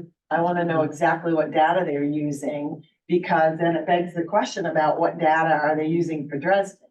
Well, that's, yeah, that's why I. Right, if you're gonna count all 600 students, it seems like you would need to count the sending districts that are Vermont as well. So- Yeah, I don't know. I don't Yeah. know the answer. I'm learning more about Title I than I ever knew before, so. Particularly since Marion Cross does have tuitioning students, this is my understanding, right? So- Only if two, But that could make the difference. perhaps, Perhaps, we don't know. perhaps. One's a pre-K and I don't believe they count Tiny pre-K. fraction of a student. No. Thank you. Any other questions for So that was Jamie? that part. Right, she's got more to talk about. Okay, well, no, you have a financial Right. report, right? So I just want to. We've got all the end of the year Got, reports. yes, and it'll be updated in June because you'll have another meeting. So, so the top is all the revenues, which we don't have a lot of revenues. And, we didn't have a lot of, last year we had a lot more revenue that was, prior year refund or miscellaneous. Because the health insurance, the health insurance, fund balances, because it's a trust, our health insurance company is a trust. So they can only hold so much in trust for future claims. So sometimes they will refund if they're holding too much based on what your part of the census is. So this year, we didn't get the really large refund like we did in years past. Okay, so that's why that number's lower than you might have seen in past years. And then you can see that when we built this one initially, we had a projected fund balance offset 140,640. The audits are almost done. I finished 2 more questions today, hopefully soon. And so I believe that actual fund balance is gonna come in around 180, 577. So, and then the projected fund balance from operations for this year is gonna be about 27,941 between the revenue and the expenditure. We have spent more than I anticipated we would, but, we've done some hiring that was higher than people who left. And some of the health insurance elections are different than people who left. But you can see our fund balance offset for fiscal year 24-25 is 201,000. And so we should be okay. It'll be more tight next month. So when we have encumbrances that we need to look through. The encumbrances for salary and benefits are pretty dead on. Yeah. I checked all those today because they're the largest two. The ones for professional services, it may not come in at the full 13. We encumbered the total amount for technology, outsourced technology help. But most everything else has been encumbered. So. There's a few one-offs here and there. So again, more specific numbers will come at the next meeting next month. June will be, yeah. June will be. But in the meantime, are there any questions for Jamie on any of these 5? I don't expect it. 4 to vary a reports. lot. I don't expect it to vary a lot. Okay. Okay, if you have any questions, let me know. The third part is, that with the June meeting, we should be bringing you contract information on who we'll be moving forward with for our strategic planning for the buildings. In terms of bids. In terms of bids? Yeah. Okay. Yeah. And will that also be covered in your report next, kind of? No, Okay. No. Kim, Separate topic, but, can you remind me where we stand on the audits? on the audits. Yeah, I'm hoping like any day now. Because they And asked if you me. just said that. Yeah, that's okay. They asked me another 2 questions that I needed to answer. It's like, it was painful this year because we had all kinds of different new intern people coming and going. So I have put an email out to say, I know that, we may have been remiss in getting stuff back to you. I don't know. I think we missed a couple of emails between Teresa and myself, but, and there was a grant question, which I know that she answered last Friday. So, it should be any time now. Okay. As soon as they send in not samples, but drafts, I'll get the management letter written and then they'll finalize them. Thank you. Any other Jamie questions? We'll be much more timely next year. We're already starting to accumulate this stuff now. Okay, no one's online? Great. Okay, okay, thank you so much, Jamie. And now we're going back up to the superintendent's report. I did a little segue instead. That's all right. We should always do that. Oh, I don't mind having the last word. okay. That would be different because it's been that way for a long time. And Dr. Bottoms, Jay has graciously decided to update us on the strategic planning committee as well, like kind of as part of this. I will do Update. that, but I think before I do that, I'd just like to offer a little bit of clarity for the board and anybody who may watch this at some point. When we're throwing around all these references to title programs, Title I is a federally funded program that's designed to improve the academic achievement of struggling students. Is authorized by the Elementary and Secondary Education Act, which later became No Child Left Behind, which now has become the Every Student Succeeds Act. And those allocations of federal dollars are based, as Jamie just mentioned and as Robin mentioned, on our census of students based on poverty. And the use of those funds is also controlled by a principle that says that those funds can only be used to supplement, not supplant. So we can't use those for items which would reasonably be expected to be provided in our general fund budget. Title II is a collection of federal funds that are a little easier for us to expend, that are designed for professional development efforts across the board. So those funds are earmarked for, it could be any of our professional development activities that Robin writes into that grant. There's a Title III, which our population is too small to really qualify unless we get in a consortium. That's a federal program that helps to foot the bill for English language learners. And then Title IV that Robin mentioned is a little more wide open. We can use it for a wide variety of expenses. It's a smaller allocation, but we've used it for things like technology. And again, with those funds dwindling or our eligibility waning on that, at least for this year, it does pose some challenges. So that's just Title 101. It's a 101 question. So is the free and reduced kind of used as a metric for all of those or just the Title I? Like, I mean, as far as how funds are eventually allocated or prioritized? It's largely based on those figures, the allocations in districts that have, higher rates of poverty tend to get a lot more of that funding. Right. So yeah, those numbers would affect all of them. Right, Yeah. right. And now they've consolidated the application. This is what's called a consolidated application for these funds that we submit. And I shouldn't say we, it's Robin. With Jamie's help in the business office, but yeah, when the year I got here, there was a significant cut on the Vermont side. We lost whole positions. I think in the Trump administration, they really severely cut back on federal funding. And we haven't recovered since then. But prior to my arrival here, we really didn't even apply for the funds. So they sat there and went unclaimed.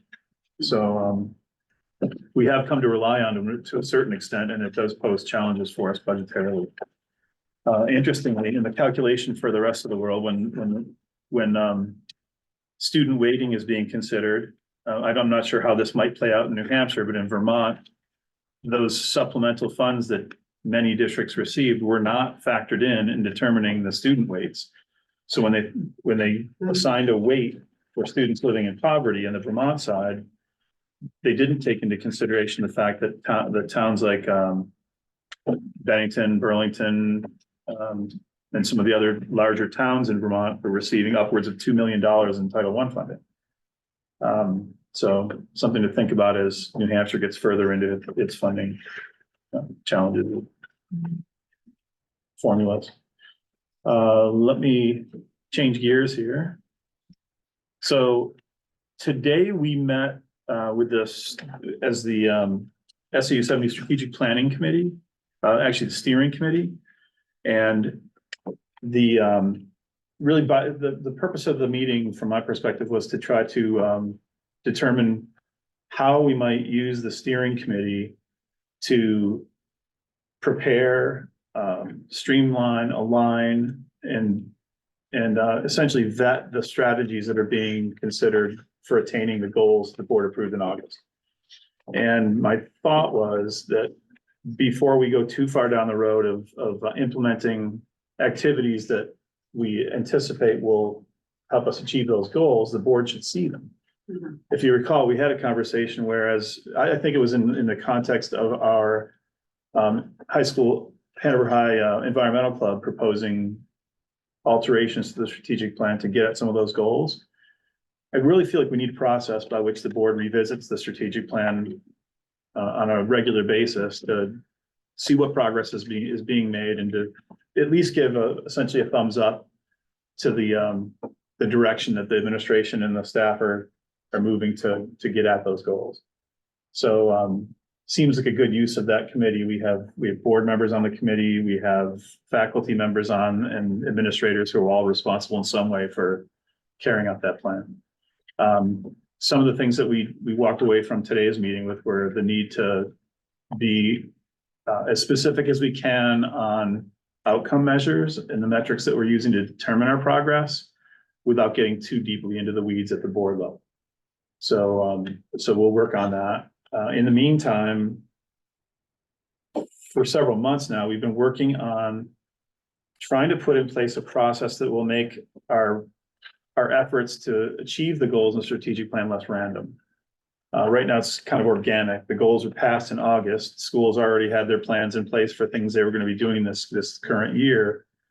And it's been really gratifying to hear people reference the strategic plan and say that they're doing this toward achieving the goals of the strategic plan, but there's not essentially a cascade of responsibility going from a directive in each of the 4 areas to the essentially a instruction to the schools to carry them out. We're moving that direction now.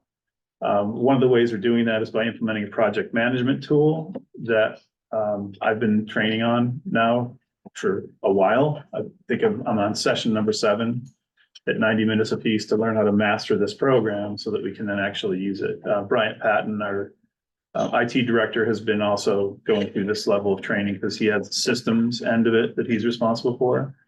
To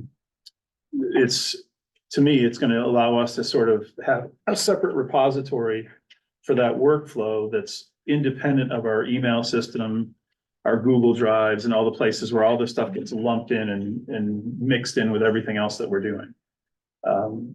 And I anticipate rolling it out to our top level decision makers who will have responsibility for then assigning tasks under the strategic plan to their school-based decision-making teams. And we're piloting that hierarchical approach to this in the IT department. They're working with Asana from Bryant throughout the school-based IT people and the SAU-based IT people, giving it, a real kind of running it through its paces to make sure that it's going to do the things we want it to do. So far, I'm really excited that it's going to be a sort of my career-long quest to try to impose order on structures that can be somewhat chaotic. And technology has evolved. Yeah, it's always what they say, garbage in, garbage out. But I think we can limit our use of this to a high level to make sure that we're self-imposing an accountability structure that we haven't had. Any questions from the board? Do you say, yeah, got I'm more? just stopping Yeah. on that part. That's the committee report. so. Okay. Good. Can I add to the committee report? Wow. Just because we had the meeting today and I'm just sitting back here listening, knowing that I was in the meeting, so I understand exactly what you're saying, but thinking if I wasn't in the meeting, would I understand what you're saying? So here's my crack at the Translating? translating, right? So I guess what to expect as our board, right, is for when are we gonna get an update on not just the of the content of the strategic plan and what changes are made and what developments are made more so. I mean, because I think to get there, we had to do a lot of these process. We needed technology. We needed some like underpinnings on what we're doing, which is what the strict steering committee has been doing. But I think in the probably not too distant future, maybe in a month or two, you know, we will see as a board, basically kind of like a one step below level of detail than we had approved in our original kind of SAU70 strategic plan. Basically, we had approved those outcomes, the big goals, and encouraged administration, the committees to develop kind of the status report, like where are we compared to those goals? Like what's the current status state?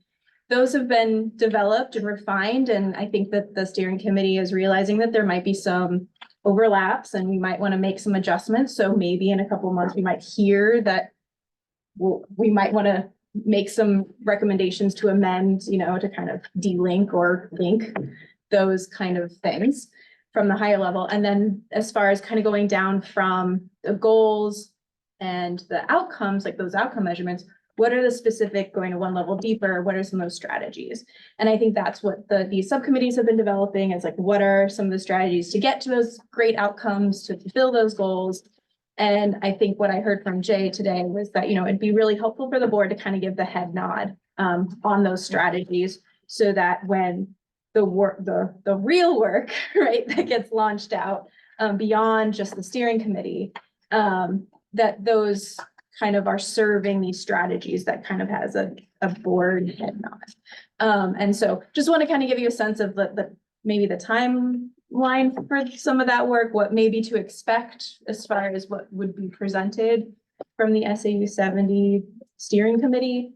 And feel free to correct if I misinterpreted, but to get all that work done, right, as Jay was kind of saying, this pyramid or this waterfall effect really needs to have this IT structure. And so that's what he's explaining, is that as we keep peeling the layers of the onion, you know, we really just care, is it an onion or an apple, right, at our level? But it's just like trying to figure out how to get to the answer, is it an onion, right? If Jay is looking at all the great work that they're doing, like, here's a way that I could look, and that's why he's, you know, found this IT structure. So just wanted to give you a sense, and hopefully that helps, because I was new to the committee, so I feel like a little bit like an exchange student. So. Yeah. I do have to say, just personally, I feel like we're almost at the top of the hill, and that once we have all these structures in place and a process in place and people who are actually responsible for pieces of it, I really feel like you'll be able to hold me accountable, because it'll be all listed, you know, here's what we're going to do and here's when we're going to do it by, which makes a lot of sense to me. So that's the committee. So as far as some of the other particulars, You had an attachment. I do have an attachment here somewhere. I get to it. So I've already mentioned like the additional training and sort of what's going on right now. It's sort of a period of latency. There's a lot of work going on sort of under the surface. And as I complete this onboarding of this new system, I just feel like we're ready. And it's going to be super helpful at the school level. We heard from a couple of the principals today that they get it, they see the strategic plan goals, but they still don't feel like they're engaged actively in leading it broadly. Well, actually, or specifically, they have picked out certain elements of it that they're aligning with and quoting. I know it's been discussed in some of the decision-making bodies in the high school in particular. But again, there's not been a directive saying, okay, we really need to focus on this goal, this goal, this goal, and here's what we need to do. And here's what we're asking you to develop as far as strategies. That's coming next. And Kim alluded to timing. I anticipate that the system itself will be rolling out like the first week of August to the next layers of folks responsible for it. There are a couple of shorter trainings for the people that will be using the system versus those implementing it. We've purchased 50 licenses for this program, which gets us down to the level of decision-making teams. And so we're hoping that at the level where key decisions and strategies are being developed, that those people will have access to the system. And it'll be a proprietary communication tool, a tool for not only carrying out the work, but communicating about it and then reporting it. So, I don't think I'm being overly optimistic to think that I'll have a solid report ready in August. The other thing that we're doing is, in order to now strengthen that commitment building by building, we've invited each principal to join us for what I'm calling a speed dating session, where each of the administrative heads for each subcommittee will meet with each principal, 20 minutes, half an hour at the most, to go over all the activities that are currently underway in the schools and what they see as their primary goals to achieve these milestones in each building in the coming few years. And that's how we'll complete the documentation as it stands now, to fill in that layer that Kim discussed, those strategies that we'll actually be trying to execute. And August is a time frame that's not random. We start the budget process the first week of August. I really don't want to have to double talk when I'm asked directly, like, what strategic planning priorities are going to undergird the budget process this year. I want to be able to lay it out on a piece of paper and show you where we are and where we need to be. So that's the hope for August. And that essentially covers it. So Well, to give an example of an activity or a process in student support, for example, you heard a presentation at the last Dresden meeting about all the wonderful work being done in tutoring and in creating the help hub and that sort of thing. Those are efforts that we can directly tie to the goals that we've laid out in student support services. So right now, again, like I said, everything's latent. Unless we talk about it or showcase it somehow, you don't know that those things are happening necessarily, unless you're actively involved on those committees. So, so ideally, this will give us the ability to do a better job of communicating publicly, not just to the board, of the milestones that we're able to hit. So it sounds like there's a lot of paddling under the water happening right now, that will address, I think, some of the frustration. Like, I think people are excited about the strategic plan, but they're really kind of wondering, like, how do we know that it's working, and like what's happening and who's responsible and what is the time frame, and when can we check some of these things off? And it sounds like those sorts of questions might be able to be answered in August and then going forward. Okay. Absolutely. Any other questions from the board first before Linda? Linda. I just had a thought, as you're talking as board about the strategic plan, having walked through this with you because of my NEASC hat. Jay, I remember when you came to the staff meeting when the board was working, and at the Hanover High School, you talked about it, you kind of walked the whole board through it. I mean, the whole staff. What comes to mind is, staff is very busy doing the work of the day. And so it is not because they don't care that they go into the details of the strategic plan. It's just, they haven't had a chance to sit with it, as CPP has when we were doing the NEASC work and looking at the goals and really trying to align, our mission statement with the strategic plan. They really took multiple meetings to do that. That's not feasible, but what I'm trying to figure out and encourage you to do it is, how can you get it back into the staff's view in a way that is inviting and informing, because they really don't connect the dots at the level you're talking about it now. And even as you're talking about collecting all this information, I think if you threw that back out them again, they may feel, that they weren't a part of it unless they are brought in sort of at this level and updated now.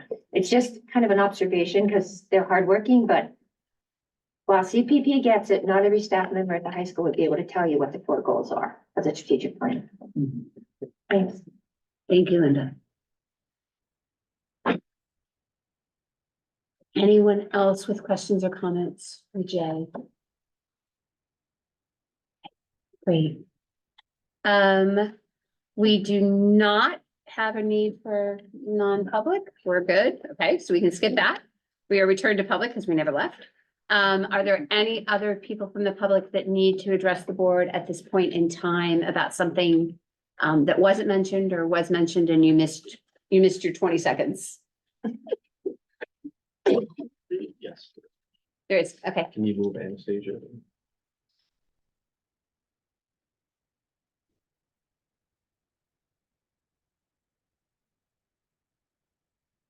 So Anastasia, if you unmute yourself, you should be good to go.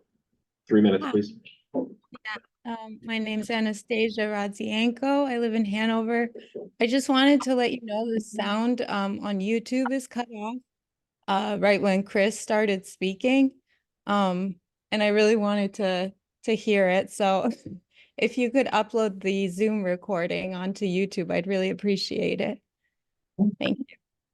Jan, is that? Thank you for that. Yeah, and Anastasia, one thing we asked for his remarks to be given to us in writing. And when that happens, we can add it to the official minutes for tonight's meeting, which are always found on the website. So. And Jam just confirmed they'll mess around with the audio and see what happened and if they can address it. Great, thank you. You're welcome. So hopefully you'll be able to see it in 2 different places. All right, that's it. Great. Thank you. Moving on, I realized I need to go back because I totally forgot a committee report, the calendar committee, really quickly.